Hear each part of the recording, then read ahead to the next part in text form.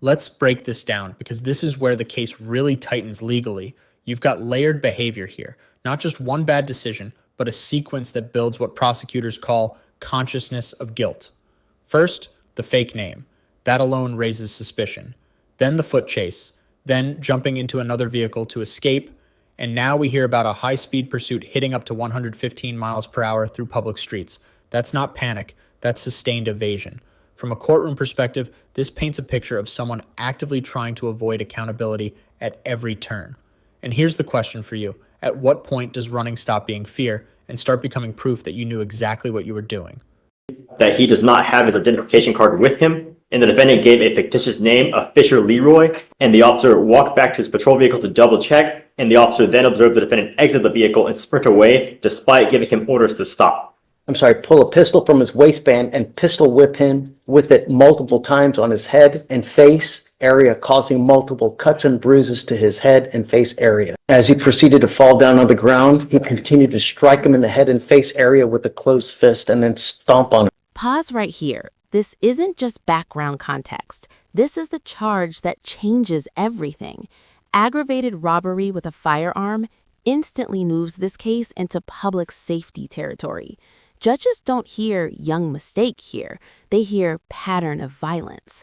Question for you guys. When you hear facts like this, do you think bond should even be on the table? Sir, you were charged with evading arrest or detention. On that case, you're facing up to a year in jail and or a $4,000 fine.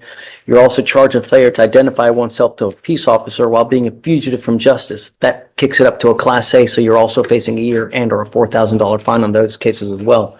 We're going to do probable cause. You have the right to remain silent. Anything you say can and will be used against you. You have the right to have an attorney present. If you cannot afford one, one will be appointed to you, sir. Yes, Judge. On January 31st, 2025, the officer observed the defendant's vehicle run a red signal light at the 3400 block of Live Oak Street in Harris County, Texas. The officer further observed the vehicle completely failed to stop at a red signal light. The officer made contact with the defendant, who was observed to be behind the driver's seat of the vehicle, and the defendant stated that he does not have his identification card with him, and the defendant gave a fictitious name of Fisher Leroy with date of birth January 1st, 2006. The officer ran the name through NCIC and found a DPS picture that does not remotely resemble the defendant. The defendant was asked if he was given the correct information, and the officer walked back to his patrol vehicle to double check, and the officer then observed the defendant exit the vehicle and sprint away despite giving him orders to stop. The officer ran after the defendant and observed the defendant get into another vehicle, the passenger side.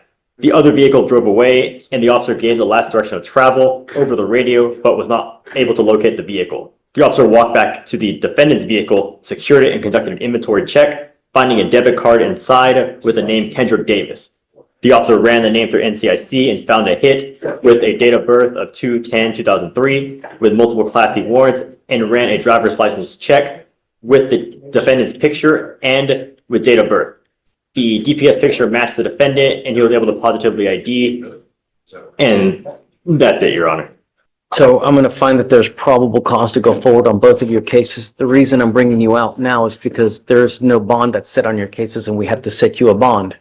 One of the things that I use to determine on what to set a bond is how dangerous you are, because I've never met you before. I don't know you, and all I know is that you've got a birthday in 5 days. So he's on bond for an aggravated robbery now, right? Yes, Judge. It's my understanding, I think it was a 2B, it looks like. I don't believe bond conditions and everything were put in place until a few days ago. So the charging instrument was filed November 13th of 2024. I think that you may well be right.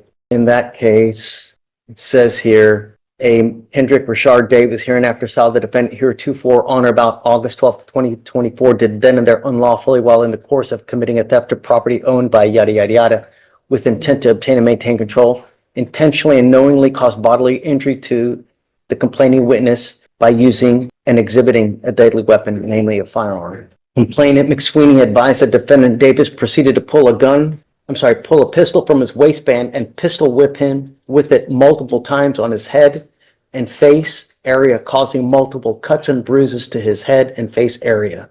As he proceeded to fall down on the ground, he continued to strike him in the head and face area with a closed fist and then stomp on his face with his foot. Complainant McSweeney stated that he was in fear for his life and felt severe head pain as a result of the assault.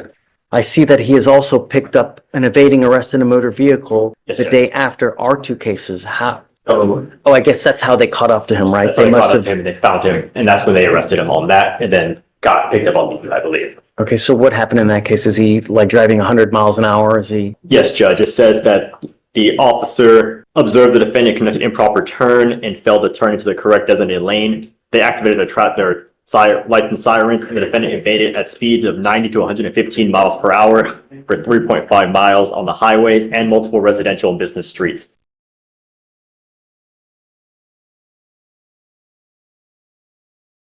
Let's break this down because this is where the case really tightens legally. You've got layered behavior here, not just one bad decision, but a sequence that builds what prosecutors call consciousness of guilt. First, the fake name. That alone raises suspicion. Then the foot chase, then jumping into another vehicle to escape, and now we hear about a high-speed pursuit hitting up to 115 miles per hour through public streets. That's not panic, that's sustained evasion. From a courtroom perspective, this paints a picture of someone actively trying to avoid accountability at every turn.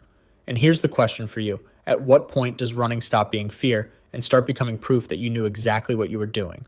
Here's the quiet legal knockout. Giving a fake name isn't just lying, it's consciousness of guilt. And the second he ran, that locks in evading arrest. Add the NCIC hit, the matching DPS photo, and boom, probable cause becomes airtight. At this point, chat, what's worse for him? Running or thinking he could outsmart databases? Okay. I think that you are an extreme danger to our public, and I'm going to do everything in my power to protect our public. The first thing I'm going to do is I'm going to speak with me today, promising me you're not going to drive. I don't give a rat's behind what is going on in your life. I don't care if there's a burning building. You have to say 50 kittens. If I find that you drive, I can have a contempt hearing. You can be facing an additional 6 months of jail and a $500 fine every time you get into a car and drive. Do you understand? Yes, sir. I'm also putting in this affidavit that you're not supposed to be in possession of any weapons as well. If I find that you have a weapon, because I don't know if you're going to get out or not, and because these cases, because of the nature of the aggravated robbery, because of the nature of this one, I'm making his bonds high, I'm going to set them at 20,000 each. So can I make an argument? Yes, Okay. absolutely. you, I Judge. don't want to get ahead of myself, please. Yes. So I was appointed to Mr. Davis this morning. I was able to talk to him a little bit in the holdover. We are requesting PR bonds for both of the cases. He's 22 years old. He's 21 years old. He's lived in Houston his whole life. He has a lot of family in Houston, his grandparents, mom, daughter, and siblings. Prior to being in custody, he was working at Builders First Source for around a month. Mr. Davis also lives with his grandfather who has cancer. Mr. Davis is his caretaker, is my understanding.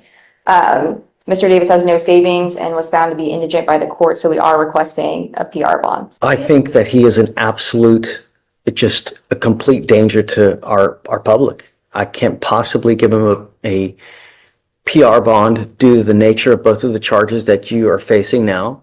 I think that you're a flight risk. You've done everything in your power to evade capture. You've produced false names. So I find by clear and convincing evidence that you're an extreme flight risk. You're a danger to our community. And I'm going to set your bonds each at $20,000. I don't know if you're going to be able to post bonds, but and I'm going to order you to obtain a GPS monitor on your ankle. Like I said, you will be signing an affidavit with me today, promising me you're not to be in possession of any weapons and not to drive any vehicle whatsoever for any reason. If you do, I can have a contempt hearing. Do you understand? Yes, sir.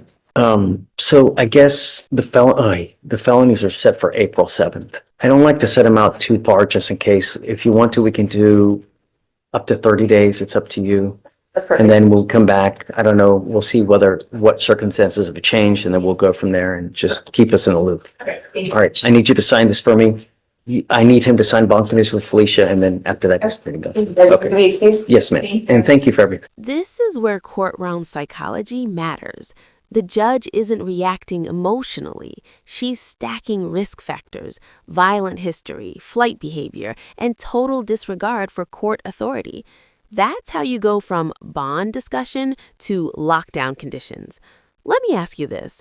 If you were the judge, is GPS and no driving enough, or is this already past second chances? Subscribe now and comment below. Was the judge's decision fair? This hearing ultimately comes down to two critical legal pillars, public safety and flight risk, and in this case, the judge made it clear both were off the charts, with allegations of a violent aggravated robbery involving a firearm, followed by repeated attempts to evade law enforcement. The court saw a consistent pattern rather than isolated mistakes. Even the defense's arguments, family ties, employment, and caregiving responsibilities weren't enough to outweigh the risks. The result? High bonds, strict conditions, GPS monitoring, and zero tolerance for further violations. Now here's where it turns back to you. Do you think the judge got it right? Was this a necessary move to protect the public, or should there have been more consideration for rehabilitation and second chances?